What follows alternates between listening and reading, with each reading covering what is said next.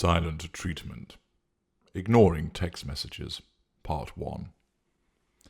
During your seduction, if we were not bombarding you with those delicious text messages, complimenting you, inviting you out and describing what we would like to do to you in bed that night, then, when you answered us, you would invariably receive a lightning-quick response. This is all part of the assertion of control over you in a benign way, and creating in you a conditioned response, so that you become accustomed to us replying to you very quickly. Even if we were driving, we managed to rattle off a reply. During a meeting, there would be a surreptitious response texted from underneath the desk or boardroom table. And what about those late-night messages which made you smile and think about us? Yes, we were ensconced in our bolt hole, be it the study or a silent trip to the bathroom, or we even lay in bed texting you, as the outgoing primary source slept beside us, oblivious to what was going on. Heady and exciting times indeed. The necessity of bringing you under control meant that you were afforded repeated text messages, that we replied to yours, and that we did so quickly, because we needed to bring you under control, and to do so quickly. You were afforded this treatment because you were painted white, and therefore our narcissism determined that it was an appropriate way of behaving to message you a lot and reply to you almost instantaneously. All of that has now changed. You send a text and there is no response. You send another, no answer. You issue another text, still no reply. You know of no reason why we cannot respond. In fact, you checked beforehand that we would actually be available this morning, and we confirmed that we would be. We used to answer at any time. Your initial pleasant inquiries soon take on the tone of concern, irritation, hurt, and then anger, as every time you send a text message, there is then no response from us. Why is this happening? There are a number of factors involved in our behaviour when we are not answering your text messages, and this includes what type of appliance you are in the fuel matrix, the stage that you are in the narcissistic dynamic, and of course the school of narcissists that you are dealing with. Let us begin with the situation that occurs between the intimate partner primary source, the IPPS, and the narcissist.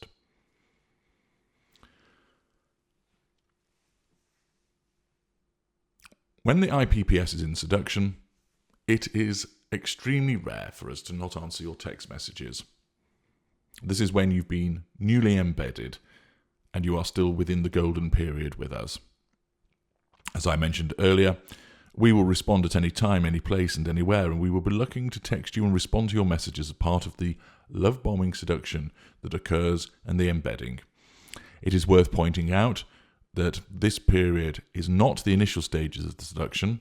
Of course, you'll be an intimate partner secondary source at that stage, or possibly even a non-intimate secondary source. But rather, as the seduction has progressed and we have embedded you as the primary source, we continue that embedding and binding as part of the golden period. We continue to want to receive your glorious positive fuel, and our phone will always be about our person, and we respond in a loving, caring, interesting, fun, and attentive manner. If we do not reply during seduction, it is probably because we are grappling an alligator and really cannot reach the phone, or we have been kidnapped and our hands and feet are tied and our head restrained so that we cannot even prod the phone with our noses. Yes, it needs to be that extreme to stop us from answering during seduction. During seduction, you will always receive a lot of texts, and we will forewarn you, as explained in the manner of the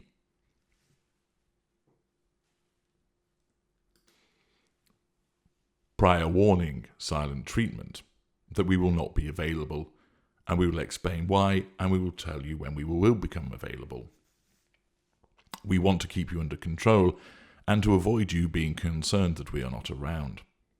So when it gets to a point whereby you don't hear from us during seduction, it is the case that we are not in a position genuinely to reply to you. Devaluation. This is where it all changes. This is where the failure to reply to you is deliberately imposed by our narcissism in order to assert control over you and gain fuel. With the lesser and mid-range narcissists, it is an instinctive response, and with the greater and the ultra, it is deliberate and calculated in a conscious manner. The lesser or mid-range narcissists are allowed by the narcissism to think that the lack of response is justified, for instance, because you are irritating, needy, smothering, or that we are busy with something else and can't reply right now, and we should not be disturbed. The lesser and mid-range narcissists are unaware that the actual reason they are not replying is to assert control over you, and in some instances to draw fuel from you. The greater and the ultra know the actual reason why we are doing this. We know that we're doing it to control you. We know that we're doing it to get fuel from you, and we revel in doing so. We are consciously aware of this deliberate response. The narcissist, of course, invariably knows that you are messaging us because we are rarely without our phone. It is the mission control of our operations. If we read your messages, we naturally gain a small amount of fuel from what you have written, and by not responding, we are then asserting control through the third assertion of control. We may have our phone in our pocket, and the repeated buzz as you message us is felt by us. We may look once to confirm that it is you trying to get in touch with us, and then we deposit the phone away without reading or even replying. This is most likely because we are busy engaging with somebody else, most likely seducing someone else, busy gaining fuel from another appliance. It doesn't necessarily have to be somebody we are trying to bed or recruit to become the new primary source. It may just be, for example, our inner circle secondary source friends who we're drinking with, and thus we are triangulating you with them. They don't know that you're messaging, but we do. Accordingly, we gain fuel from the proximity of our inner circle friends, whilst the repeated vibration of the phone gives us thought fuel, as we envisage you becoming more and more frustrated with our failure to answer you. Again, we do not answer, and do not even read the message, which means that we are asserting control over you by ignoring you through the third assertion of control and focusing on whoever it is that we're dealing with, namely other secondary sources. Alternatively, our phone will be on display. We might be on our own, watching a film, wanting to stay away from you as we had executed a silent treatment, and we remain in that position. Alternatively, we may be with other people. Those other people could be inner or outer circle friends. It might be an intimate partner secondary source that we are busy seducing, of the shelf variety or a dirty little secret. We have the phone on display so that we can see that it is you who is messaging us, and we can see all or part of your messages. This enables us to, of course, gain some fuel from your messages by seeing the emotional content of what you've written as you plead with us, insult us, exhibit hurt or concern. If we are on our own and we are giving you a silent treatment from some bolt hole, we receive further fuel from you and feel our power reinforced and continue to ignore you by not responding to the messages, thus asserting control over you through the application of the third assertion of control. If we are, however, with other people, they invariably see that your name keeps flashing up, and they might even be able to see part of the message. We're also triangulating here. We need to assert control over you and over the other party or parties. This provides us with an opportunity to gain extra fuel from the reactions of those who are with us, if the people indicate in some way that they have seen the receipt of the message, or they pass comment upon it. If they do so, we may reply in the following ways. See what I mean about her trying to spoil my nights out with you guys? She is such a control freak. In this instance, you're ignored, which allows us to assert control over you, and we smear you to our friends. And when they agree with us, we gain fuel from them, assert control over them directly, and again assert control over you indirectly by way of the smearing. Remember, those assertions of control are from our perspective. We may say things such as, "What can I say, chaps? She's just totally obsessed with me, but who can blame her?" Or, "Who's Rachel? Oh, that's some obsessive ex. Don't worry about her. She does this all the time. I don't block her because then she'd start stalking me in person again. It's easier to let the phone take the strain. Who's Emma? This is the nut job I'm trying to finish with, and as you can see, she just won't let go. Anybody. Anyway, I don't want to talk about her. Tell me more about what you've been doing today, and let me get you another drink." Who's Joanne? I dated her a couple of times. As you can tell, she's rather keen on me by how often she is messaging me. In some instances, you're smeared. In other instances, we triangulate the new appliance with you, causing them to be subjected to our control. By letting them know that there's somebody else on the docket, that we're involved with somebody else, and they're going to have to try hard to gain our favour and affection.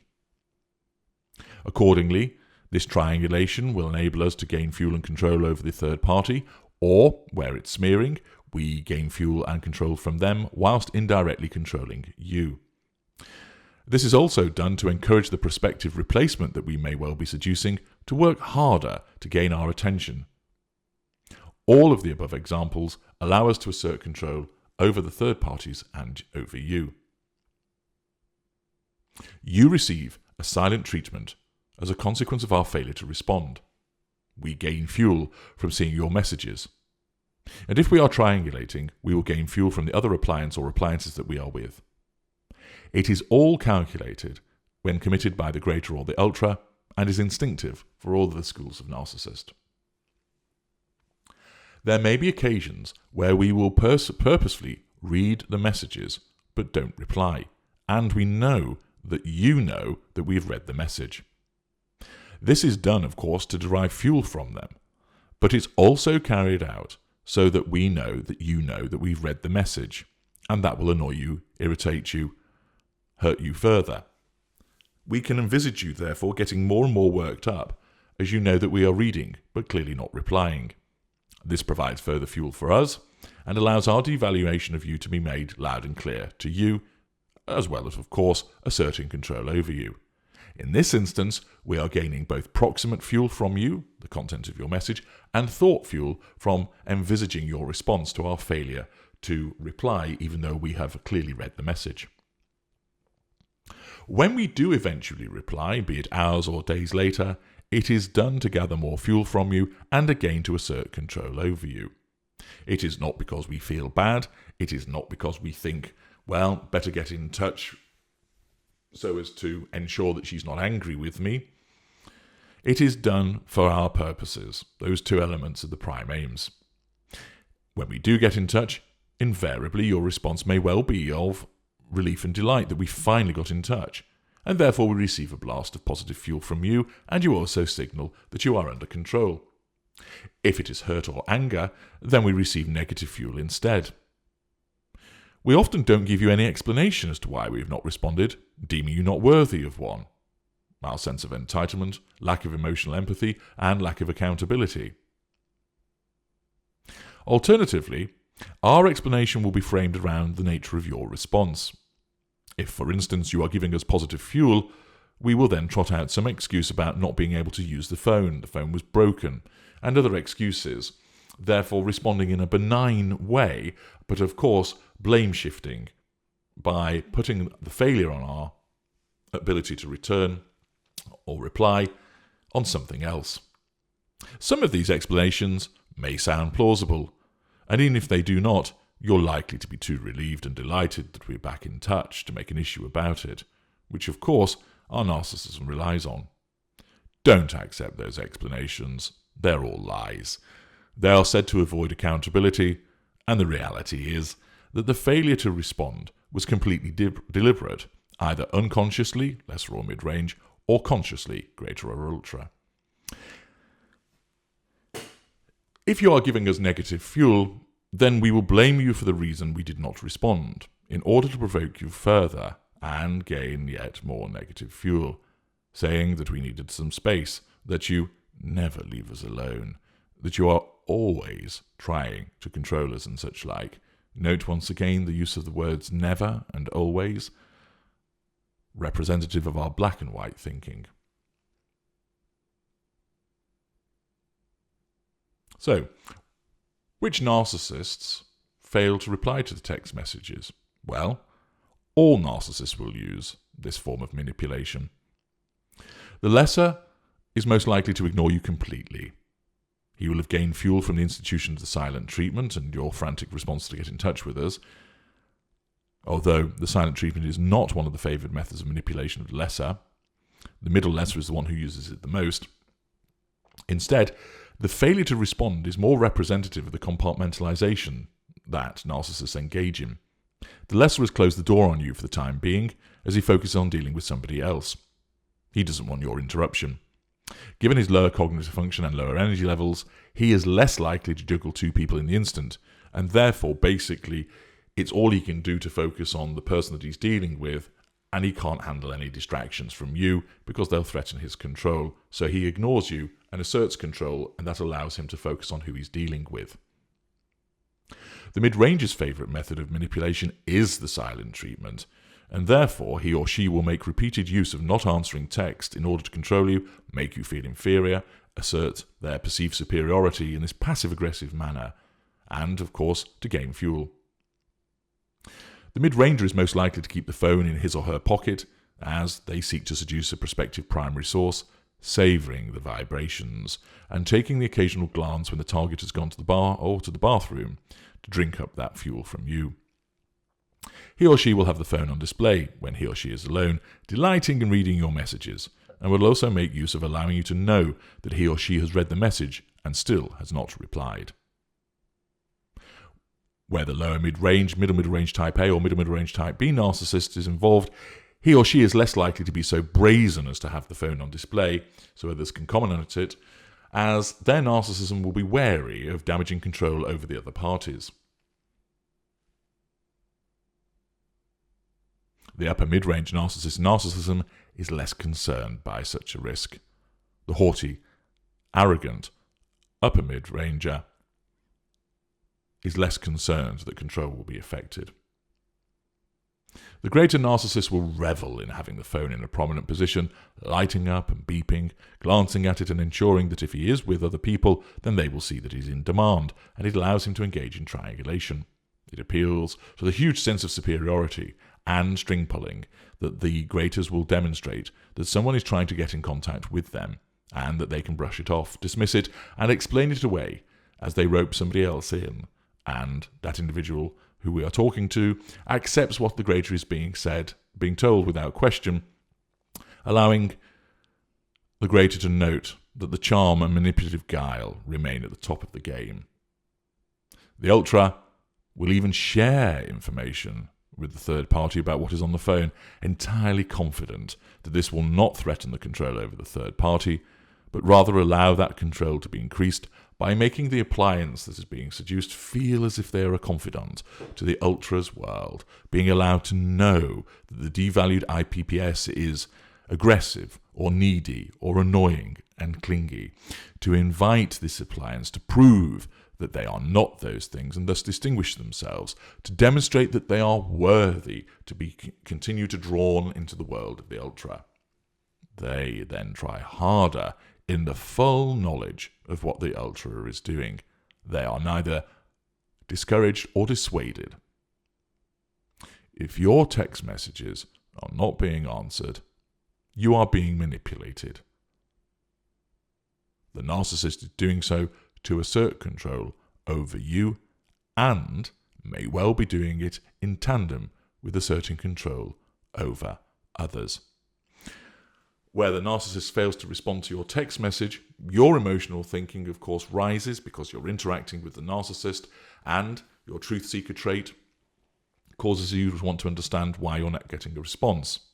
You also cannot understand how there has been this shift from the repeated texts that were provided to you in the golden period and now how that has altered. It doesn't make sense. Of course, it does not make sense to you from your perspective. It makes perfect sense from ours because now you do not deserve the close, attentive responses that we once provided, and instead it is entirely appropriate, because in our world you are now painted black, that you are ignored.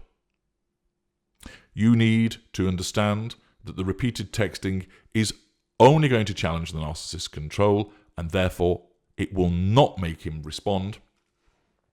Most of the time, if the narcissist does respond, then that is to assert control over you directly. But this video is concerned with explaining the instances where we choose, either consciously or unconsciously, not to reply to you. Where this happens, the best thing that you can do is stop texting.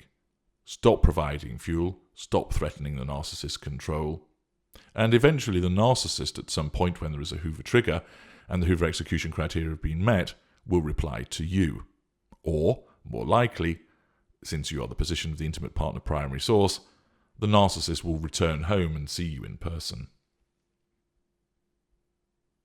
These are the reasons why the narcissist fails to reply to your text messages when you are the intimate partner primary source. I'm H.G. Tudor. Thank you for listening.